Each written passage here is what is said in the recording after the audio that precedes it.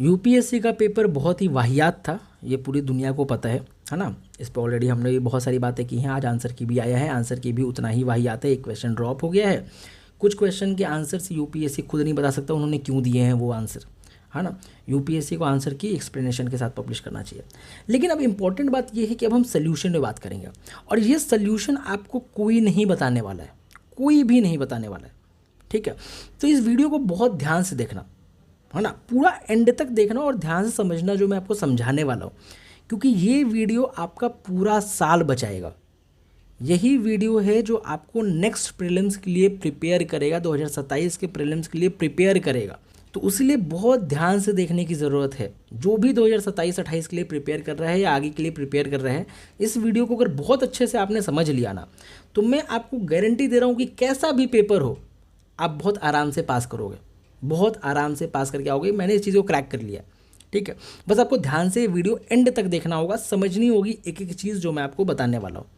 Understood. तो देखो, solution के बारे में कोई बात नहीं कर रहा है, सब कोई केवल प्रॉब्लम के बारे में बात कर रहा है। Everyone is talking about the problem, कि हाँ पेपर ये था, पेपर वो था। हमने भी बात किया और करना भी चाहिए, है ना, क्योंकि था वैसा, यूपीएससी डिजर्व करता है। लेकिन सोल्यूशन के बारे में बात करना बहुत ज़रूरी है। एक सिविल सर्वेंट, एक अच्छा सिविल सर्वेंट, एक अच्छा एडमिनिस्ट्रेटर वही होता है जो प्रॉब्लम को भी रिकॉग्नाइज करे और साथ में उसके सोल्यूशन को ढूंढने की कोशिश करे, है ना। तो आपको वही बनना है। You have to be a good administrator. आपको अब सोल्यूशन के बारे में फाइंड आउट करना है कि यार मैं अब क्या सोल्यूशन निकालूं। क्यों? क्योंकि यूपीएससी को तो आप कंट्रोल नहीं कर सकते। यूपीएससी कैसा पेपर बनाता है, क्या करता है, उस चीज़ को you can not control, that is uncontrollable. लेकिन आप क्या कंट्रोल कर सकते हो? तो अपनी स्ट्रैटेजी को आप कंट्रोल कर सकते हो, और साथ में बैकअप। तो हम बैकअप के बारे में बात करेंगे कि बैकअप क्या होना चाहिए, कब होना चाहिए, क्यों होना चाहिए, समझ लो, कितने अटेम्प्ट के बाद होना चाहिए, कितने साल, कितने उम्र के बाद होना चाहिए, स्किल्स के बारे में बात करेंगे, सारी चीज़ों के बारे में बात करेंगे। और उससे पहले हम आपका स्ट्रैटेजी रिव्यू करेंगे कि क्या आपको स्ट्रैटेजी में चेंज करने की ज़रूरत है ना, क्या ज़रूरत है, अगर है भी तो कौन से पोर्शन को चेंज करना है, क्या करना है। तो इस वीडियो के बाद आपको बहुत क्लैरिटी मिल जाएगी, बहुत ज़्यादा क्लैरिटी मिल जाएगी। ओके, चैनल पे नए हो तो चैनल को सब्सक्राइब करो, है ना, हमारे एफर्ट्स को सब्सक्राइब करो, और इसको शेयर करो, इस वीडियो को शेयर करो ताकि ज़्यादा से ज़्यादा एस्पिरेंट्स को हेल्प मिल पाए। Learn to cooperate. आप जितना कोऑपरेट करोगे, कंपटीशन वाला एस्पेक्ट खुद संभाल लेगा। लेकिन you have to cooperate with your peers, है ना, जो परेशान है, पेपर की वजह से हताश है। तो share this video as much as possible. Understood. चलो स्टार्ट करते हैं। तो पहले तो अपने को ये समझना है कि कंपटीशन क्या होता है। स्ट्रैटेजी रिव्यू करने से पहले एक बहुत इंपॉर्टेंट चीज़ है जो आपको समझना होगा कि आप एक कॉम्पिटिटिव एग्जाम की तैयारी कर रहे हो, तो you are competing with others, है ना। आप कॉम्पीट कर रहे हो सामने वाले से, दूसरे से, है ना। तो कंपटीशन का मतलब क्या होता है ये समझना, कि आप और आपका पीयर सेम स्टेज पे खड़े हैं, है ना, सेम स्टेज पे है ना। उसकी भी प्रिपरेशन उतनी ही है जितनी आपकी है। उसने भी स्टैटिक करा है, आपने भी करा है। उसने भी करंट अफेयर करा है, आपने भी करा है। उसने भी पीवाईक्यूज एनालिसिस करा है, आपने भी करा है, ठीक है। एवरीथिंग इज सेम, सेम सब कुछ चल रहा है। लेकिन उसका एग्जाम क्लियर हो जा रहा है और आप कहाँ रह जा रहे हो, ठीक है। अब यहाँ आता है कंपटीशन का गेम। What is competition? तो कंपटीशन देखो क्या होता है। फॉर एग्जांपल यूपीएससी का जब आप पेपर देने बैठते हो, तो जो क्वेश्चन आपके लिए वेग है, बहुत ध्यान से समझना, बहुत इंपॉर्टेंट बात मैं बता रहा हूँ। जो क्वेश्चन आपके लिए वेग है, जो क्वेश्चन आपके लिए टफ है, वो क्वेश्चन सबके लिए टफ है। वो इसके लिए भी उतना ही टफ है जितना आपके लिए टफ है, समझ लो। जो क्वेश्चन आपके लिए एब्सर्ड है, वो सामने वाले के लिए भी एब्सर्ड है उतना ही, जो लोग उस पेपर में बैठ रहे हैं। तो जब आपसे वो क्वेश्चन नहीं सॉल्व हो रहा है, तो सामने वाले से भी सॉल्व नहीं होगा। इस चीज़ को समझना ध्यान से, कि जब आपसे वो क्वेश्चन सॉल्व नहीं हो रहा है, तो सामने वाले से भी सॉल्व नहीं होगा, और कट ऑफ 2 मार्क्स नीचे चला जाएगा, ठीक है। क्यों? सामने वाला भी नहीं कर पा रहा है और आप भी नहीं कर पा रहे हो, ठीक है। तो कंपटीशन वहाँ है ही नहीं जहाँ पे एब्सर्ड क्वेश्चंस है, क्योंकि वो तो कोई सॉल्व नहीं कर पा रहा है। तो that is not competition. Competition वहाँ पे है जहाँ आप दोनों बराबरी पे हो, वो सॉल्व कर ले रहा है और आप सॉल्व नहीं कर पा रहे हो, वहाँ पे कंपटीशन है। आप समझ रहे हो, जहाँ पे वो आपसे आगे निकल रहे, कहाँ, जहाँ पे वो उस क्वेश्चन को सॉल्व कर रहा है और आप नहीं कर पा रहे हो, और क्वेश्चन दोनों के लिए बराबर है। अंडरस्टूड?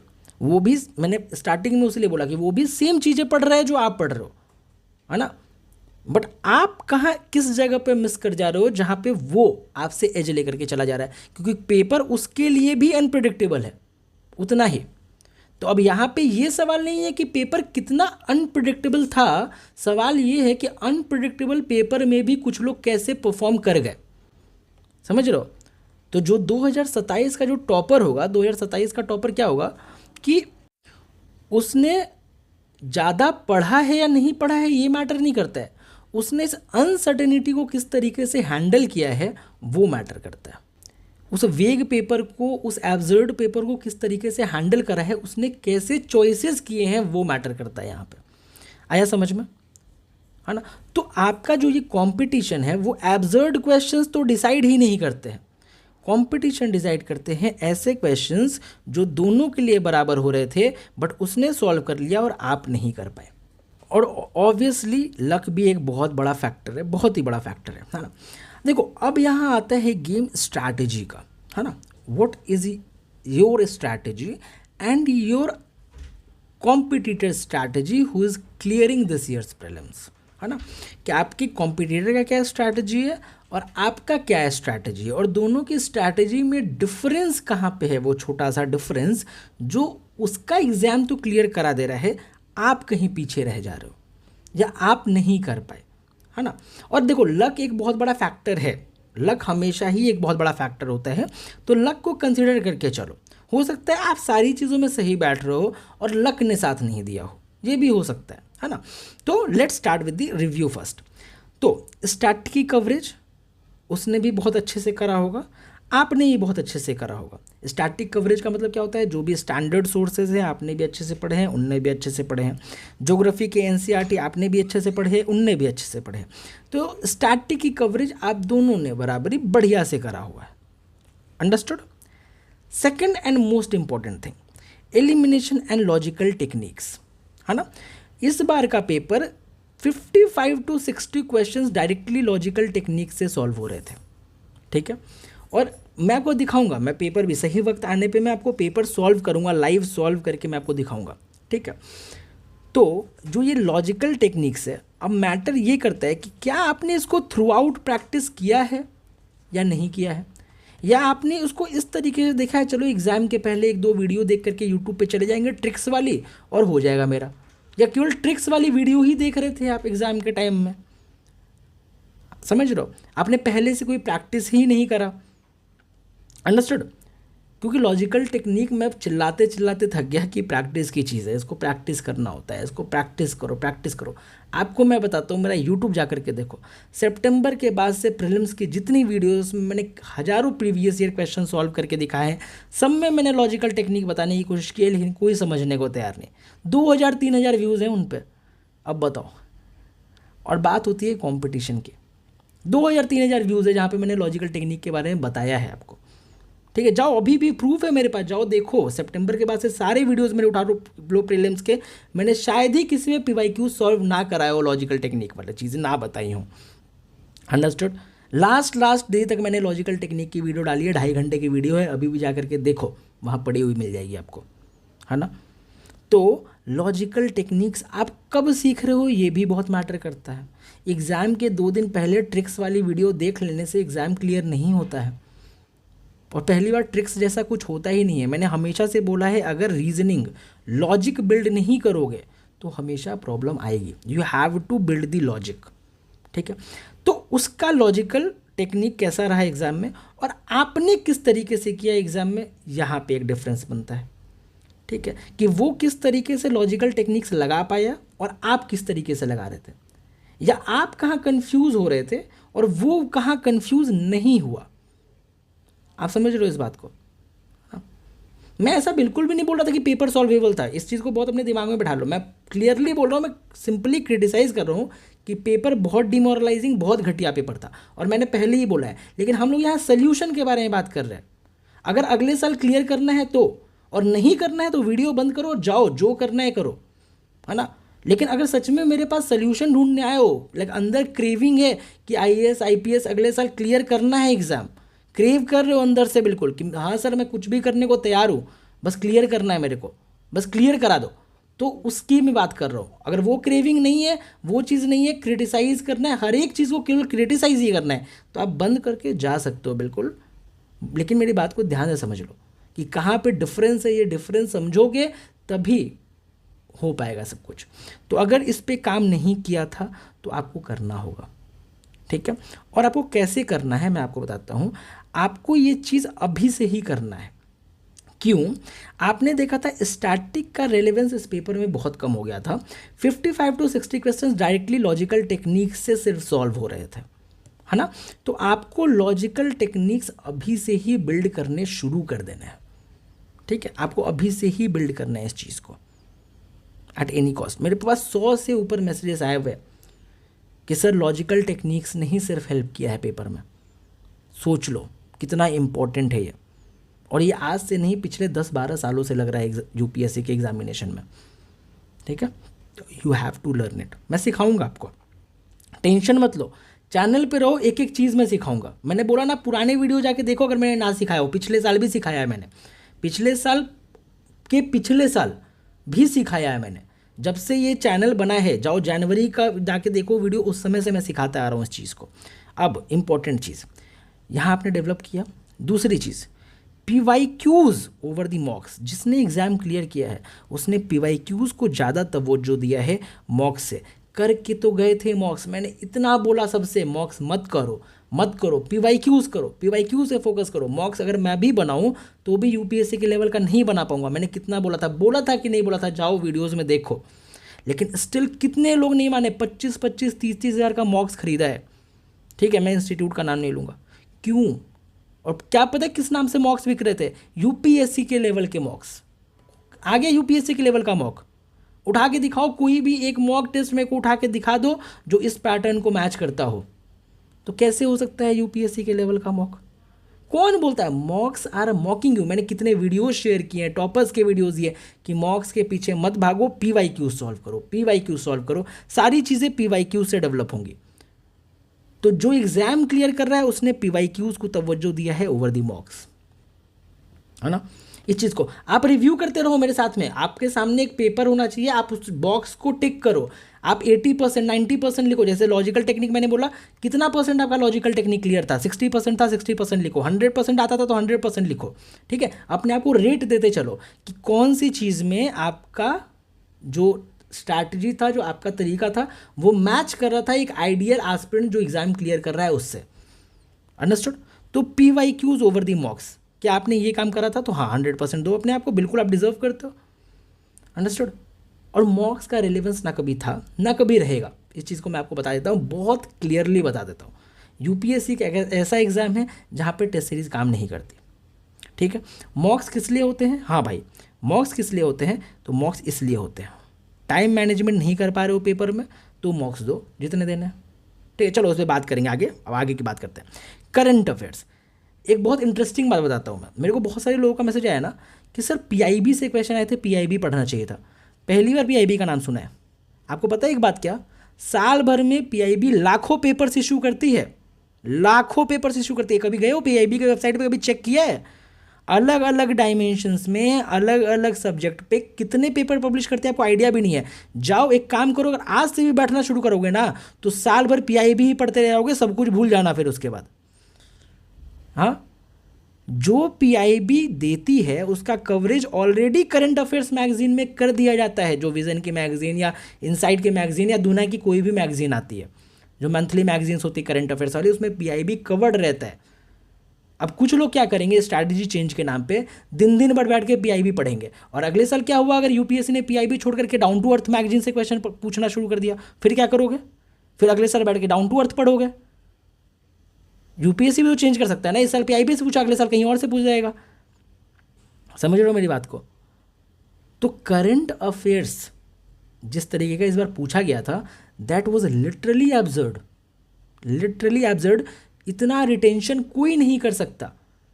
तो ये पीआईबी और न्यूज़पेपर, ये न्यूज़पेपर, चार चार न्यूज़पेपर मत भागो इसके पीछे, नहीं ज़रूरत है भागने की, क्योंकि आज आप भागोगे कल यूपीएससी फिर से कुछ और ला करके सामने रख देगा। कितनी चीज़ें करोगे, कितनी चीज़ें रिटेन करोगे। तो आपको क्या लगता है, जो इस बार एग्ज़ाम क्लियर कर रहा है, आप बताना मेरे को, क्या सबने पीआईबी पढ़ा होगा? लगता है आपको? नहीं, नहीं पढ़ा होगा। तो सिंपल, अगर आप न्यूज़पेपर पढ़ रहे हो और मंथली मैगजीन कर रहे हो, उसको करते रहो। अगर कर रहे हो तो अलग से कुछ पीआईबी और दिन दिन भर पीआईबी पढ़ने की ज़रूरत नहीं है। मंथली मैगजीन में ऑलरेडी पीआईबी वाले टॉपिक्स कवर्ड रहते हैं, ऑलरेडी कवर्ड रहते हैं। तो अब यहाँ पे आप बताओ कि आपने करंट अफेयर्स अच्छे से उस तरीके से मंथली मैगजीन किया था या नहीं किया था। ठीक है, मैं अगर पर्सनली बोलूँ तो मैंने कभी न्यूज़पेपर नहीं देखा। ठीक है, मैंने 3 प्रीलिम्स क्लियर किए हैं, 2 मेंस लिखे हैं, एक इंटरव्यू दिया है, और मैंने कभी भी न्यूज़पेपर नहीं देखा, इंटरव्यू के पहले देखा है बस, है ना, क्योंकि इंटरव्यू में न्यूज़पेपर बहुत इंपॉर्टेंट है, बहुत ज़्यादा इंपॉर्टेंट है। ठीक है, बाकी सारी चीज़ें मैंने मैगजीन से करी है, किया है एग्ज़ाम क्लियर। लोग करते हैं, न्यूज़पेपर पढ़ने वाले भी करते हैं, नहीं पढ़ने वाले भी करते हैं। तो कोई हार्ड एंड फास्ट रूल नहीं है। तो ये पीआईबी का जो हवा चला है मार्केट में ना, उसके वो मत बनो, वरना फिर पता है क्या, कल को पीआईबी की एक कोर्स आएगी और आप जाके उसको भी ज्वाइन करोगे 5,000 रुपये दे करके। तो मत करो ये चीज़। ठीक है, बहुत मेहनत लगता है पैसा कमाने में, ये सारी चीज़ें मत करो। पीआईबी के जाके कोर्स, करंट अफेयर्स के कोर्स ज्वाइन करने की ज़रूरत नहीं है। तो करंट अफेयर्स उसने भी किया है, जैसे मैं बता रहा हूँ, मंथली मैगजीन, न्यूज़पेपर, आपने भी अगर उस तरीके से किया है तो बहुत बढ़िया है। ठीक है, आपने भी मंथली मैगजीन उस तरीके से किया है, ढंग से किया है, तो बहुत बढ़िया है, नो इश्यूज़। 5वीं और बहुत ज़रूरी चीज़, उसने एग्ज़ाम में टाइम मैनेजमेंट बहुत अच्छे से किया है, जिसने एग्ज़ाम क्लियर किया है। क्या आपका टाइम मैनेजमेंट अच्छा था या नहीं था? और टाइम मैनेजमेंट भी एक बहुत ज़रूरी चीज़ है एग्जामिनेशन हॉल में। ठीक है, उसने टाइम को ढंग से मैनेज किया है, क्या आपने टाइम को ढंग से मैनेज किया या नहीं किया? ये भी एक बहुत इंपॉर्टेंट पार्ट है, बहुत इंपॉर्टेंट चीज़ है जो यू हैव टू कंसिडर। वैसे तो इस बार का पेपर ही इतना घटिया था कि 2 घंटे में पूरा ही नहीं हो सकता था, 2 घंटे में पूरा कर पाना ही मुश्किल था, जहाँ पे पूरा चॉइसेस का गेम था। लेकिन time management is a concern. Time management, अगर आप नेक्स्ट अटेम्प्ट के लिए जा रहे हो तो आपको टाइम मैनेजमेंट को देखना है, जहाँ मॉक्स आपकी हेल्प करती है। मॉक्स आप देते हो क्या, टाइम मैनेजमेंट सीखने के लिए। ठीक है, तो इस बार का तो मैं खुद एक्सेप्ट कर रहा हूँ, कितना घटिया पेपर था कि 2 घंटे में नहीं कर सकता था कोई। इवन सीसैट का भी 2 घंटे में नहीं हो सकता था paper. But still time management एक बहुत इंपॉर्टेंट चीज़ है, क्योंकि जिसने एग्जाम क्लियर किया होगा उसने 75-80 क्वेश्चन अटैम्प्ट किए होंगे। मैं इतना तो श्योर हूँ कि 70-80 क्वेश्चन मिनिमम उसने अटैम्प्ट किए होंगे जो एग्जाम क्लियर कर रहा है। ठीक है, तो 70-80 क्वेश्चन अटैम्प्ट कर रहा है, इसका मतलब है कि उसने पूरे पेपर देखा है तभी कर रहे हैं। तो टाइम मैनेजमेंट उसने ढंग से किया है। तो वो चीज़ आप कर पाए या नहीं कर पाए, एक इंपॉर्टेंट चीज़। फिर रिलैक्स माइंडसेट। क्या आप पेपर देख करके पैनिक कर गए? क्या आप पेपर के शॉक को एब्जॉर्ब कर पाए जो आपके कॉम्पिटिटर ने किया? ये बताओ आप मेरे को। अगर आपने पेपर के शॉक को एब्जॉर्ब कर लिया बहुत आराम से, बहुत इजी तरीके से, जैसे मैंने क्या बोला था कि गेम ये नहीं है कि पेपर अनप्रिडिक्टेबल है या नहीं है, गेम ये है कि उस अनप्रिडिक्टेबिलिटी को कौन जल्दी हैंडल कर पा रहा है, ढंग से हैंडल कर पा रहा है। तो क्या आप उसको हैंडल कर पाए या नहीं कर पाए? आप खुद से पूछो कि क्या आप उसको हैंडल कर पाए या नहीं कर पाए, क्या आपका माइंडसेट रिलैक्स था या नहीं था। और आपको इसके लिए काम करने की ज़रूरत है। रिलैक्स माइंडसेट कैसे होता है आपको पता है, मेडिटेशन करो, PYQ सॉल्व करो, तो आपको एक फेमिलियरनेस रहता है। कुछ नहीं हो रहा है तो सिर्फ इंट्रोस्पेक्शन करो, बहुत सारी चीज़ें। ठीक है, माइंड को कामनेस चाहिए पेपर हॉल में, तो वो कामनेस के लिए आप जो भी चीज़ें कर सकते हो, जो भी चीज़ें इंपॉर्टेंट है करो। ठीक है, तो माइंडसेट आपका रिलैक्स होना चाहिए। तो आप खुद से पूछो कि आपका माइंडसेट रिलैक्स था या नहीं था। अगर होता तो आप इस कैटेगरी में आते हो, अपने आप को मार्क्स दो, 100% दो अपने आप को। जितना परसेंट माइंड रिलैक्स था उतना परसेंट यहाँ पे अपने आप को दे दो। ठीक है, बहुत शिद्दत के साथ इस टास्क को करना बहुत बहुत इंपॉर्टेंट है ये। ठीक है, अगला चीज़ 7th CSET। आपको ये चीज़ पता है कि 3 साल से CSET बहुत टफ हो गया है। 23 भी टफ था, 24 भी टफ था, 25 भी टफ था। क्या CSET आपने ढंग से प्रिपेयर किया था? ये बताओ। CSET टफ होगा, मैंने ये पहले से बताया था, इसलिए मैंने पूरे यूट्यूब पे पूरा CSET ही कवर कर दिया। 14-15 घंटे में पूरा CSET कवर है, जाओ भी पढ़ा हुआ है। रीडिंग कॉम्प्रहेंशन कैसे करना है वो मैंने बताया हुआ है, और लोग लिटरली वो तरीके से रीडिंग कॉम्प्रहेंशन बहुत अच्छा एक्यूरेसी के साथ सॉल्व भी करके आए हैं इस बार। बहुत मैसेजेस आए मेरे को। तो CSET आपने ढंग से प्रिपेयर किया था कि नहीं किया था? क्योंकि आपको पता है CSET टफ हो रहा है 2-3 साल से, है ना। तो सीसेट आपका ढंग से प्रिपेयर है या नहीं है, ये एक बहुत इंपॉर्टेंट क्वेश्चन है। क्या आपका ये प्रिपेयर है? क्यों कि अगर GS1 में जो अगर आपको शॉक लगे तो आपको पता है GS1 में क्या है, कंपटीशन है। कंपटीशन क्या होता है, ऊपर मैंने आपको समझा दिया कि एब्सर्ड सबके लिए है, मतलब टफ सबके लिए है। टफ की तो लड़ाई ही नहीं है, लड़ाई उसकी जो आप नहीं कर पा रहे हो वो कर ले रहा है, तो वहाँ पे कट ऑफ नीचे जाएगा, कट ऑफ का गेम है। सीसेट एक क्वालिफाइंग पेपर है, यहाँ पे 66 मार्क्स सबको लेकर आना है, चाहे पेपर टफ हो या इजी हो। तो यहाँ कंपटीशन नहीं है, यहाँ ये है कि 66 मार्क्स के लिए रेस है, ये 66 मार्क्स आपको लाना ही लाना है, ठीक है। लास्ट और बहुत इंपॉर्टेंट चीज़ जो 2026 के पेपर में देखने को मिली, मीन्स रेडी। क्या आप मीन्स के लिए रेडी थे या नहीं थे? समझ लो, पेपर पैराग्राफ्स में पूछे गए थे लिटरली, ठीक है, इतने लंबे लंबे क्वेश्चन थे, पैराग्राफ्स में पेपर पूछे गए थे, केस स्टडीज़ पूछे गए थे।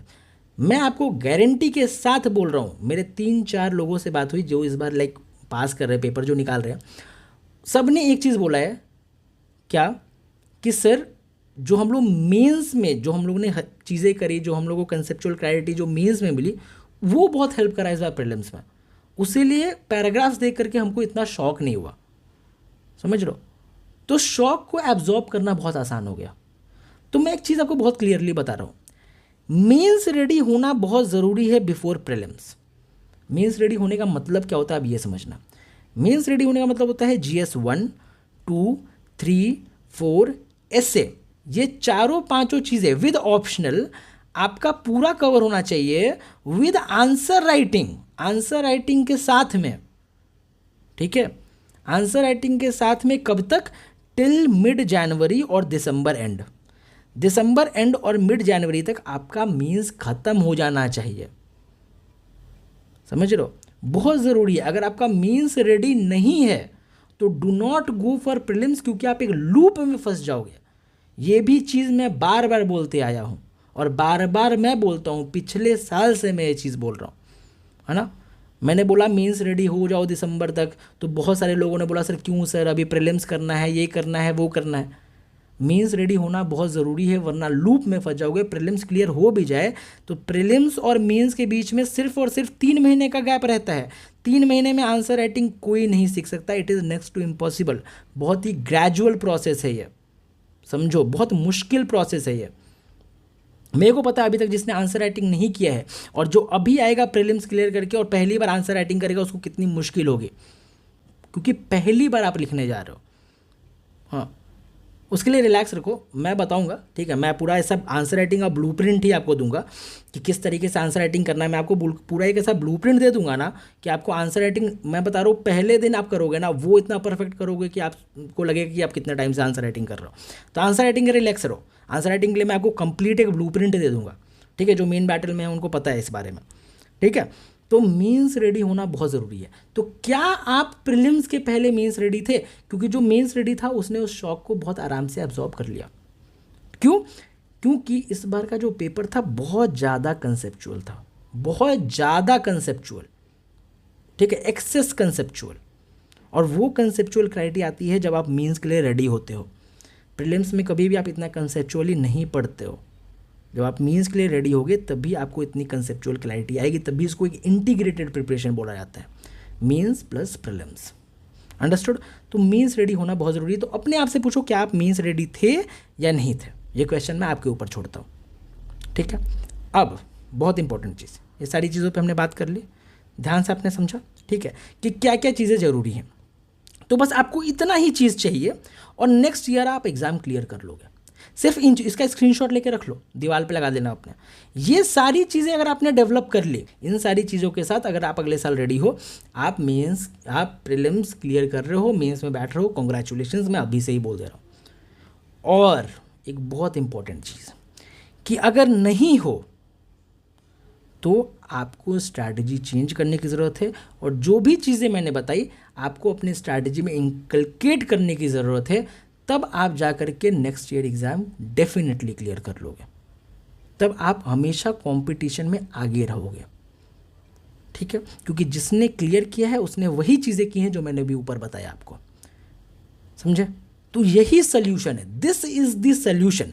तो if all the pillars are strong then no need to change your strategy और सोर्सेज। मतलब अगर आपके ये सारे पिलर्स स्ट्रांग है, कोई ज़रूरत नहीं है आपको स्ट्रैटेजी चेंज करने की, कोई ज़रूरत नहीं है आपको सोर्स चेंज करने के लिए। आज सोर्स चेंज करोगे, कल दूसरे सोर्स से क्वेश्चन पूछ दिया जाएगा। आपको हमेशा के लिए प्रिपेयर होना है। ऐसा नहीं कि आप एक अटेम्प्ट का पेपर देख करके अगले अटेम्प्ट में अपनी स्ट्रैटेजी चेंज करो, फिर अगले अटेम्प्ट का पेपर देखे फिर अपने अगले अटेम्प्ट के लिए स्ट्रैटेजी चेंज करो। रादर देन एक ऐसी स्ट्रैटेजी बनाओ जो सारे ही अटेम्प्ट के लिए, सारे ही एग्जाम के लिए उतनी ही वैलिड हो। तो वैसी स्ट्रैटेजी आपको इस बेसिस पे अपनी स्ट्रैटेजी फ्रेम करनी है। अगर आपका ये स्ट्रैटेजी है तो आप क्लियर कर रहे हो एग्जाम, कोई भी ज़रूरत नहीं है स्ट्रैटेजी चेंज करने की।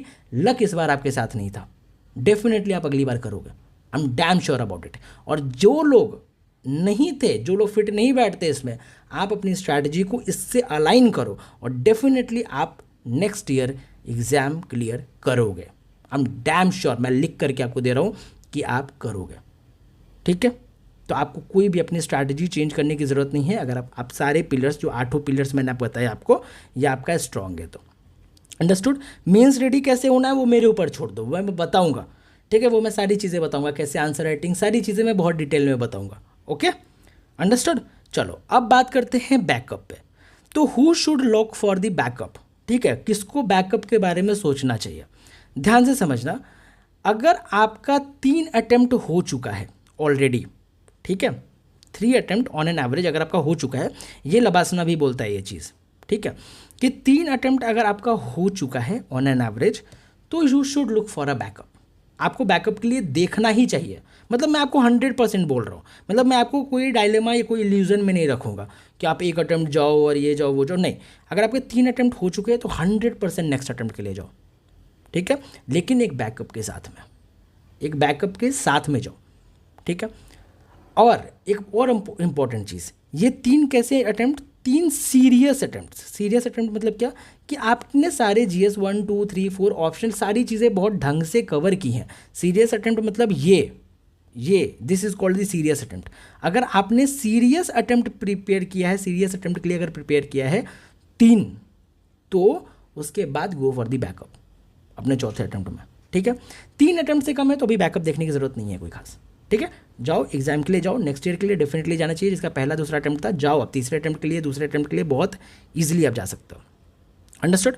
तो उन लोगों को बैकअप देखने की ज़रूरत है जो 3 अटेम्प्ट से ऊपर हो चुके हैं। अब बैकअप आपको कहाँ कहाँ देखना है, तो if you are looking for some government exam, okay, तो गवर्नमेंट एग्जाम में आप स्टेट PSCs के लिए जा सकते हो, EPFO के लिए जा सकते हो, CDS के लिए जा सकते हो, CAPF में जा सकते हो। स्टेट PSC आप कोई भी दे सकते हो। नॉर्थ इंडिया से हो तो नॉर्थ इंडियन के जितने भी हैं, साउथ इंडिया से हो साउथ इंडिया के जो भी हैं, स्टेट PSCs देने चाहिए, बिल्कुल दो, ठीक है। लेकिन आपको CGL का एग्ज़ाम, RBI ग्रेड B का एग्ज़ाम, ये सारे एग्ज़ाम आपको नहीं देने हैं। क्यों? ये एग्ज़ाम्स UPSC के पैटर्न से अलाइन बिल्कुल भी नहीं करते। बैंकिंग के एग्ज़ाम्स नहीं देने हैं। हर एग्ज़ाम का अपना खुद का एक नेचर होता है। स्टेट PSCs में ऐसा क्या हो रहा है, मैं क्यों बोल रहा हूँ, क्योंकि आजकल ये UPSC वाले सारे तरीकों को अपना रहे हैं। UPSC जैसे स्टेटमेंट बेस्ड क्वेश्चन पूछ रहे हैं, चाहे कोई भी स्टेट PSC हो, तमिलनाडु से लेकर के जम्मू कश्मीर तक मैं बात कर रहा हूँ, UPSC वाला पैटर्न वो अपना रहे हैं। इवन महाराष्ट्र ने इस बार किया है ना, उड़ीसा ने किया था लास्ट ईयर, तो सारे ही कर रहे हैं ये चीज़, है ना, वो फैक्चुअल से थोड़ा ऊपर उठ रहे हैं। तो स्टेट PSCs के लिए डेफिनेटली आपको जाना चाहिए, जाओ, है ना। EPFO CDS CAPF मैंने क्यों बोला, क्योंकि ये UPSC ही कंडक्ट कराता है ये एग्ज़ाम, ठीक है। तो इन एग्जाम्स के लिए भी आप जा सकते हो अगर आप एलिजिबल हो तो।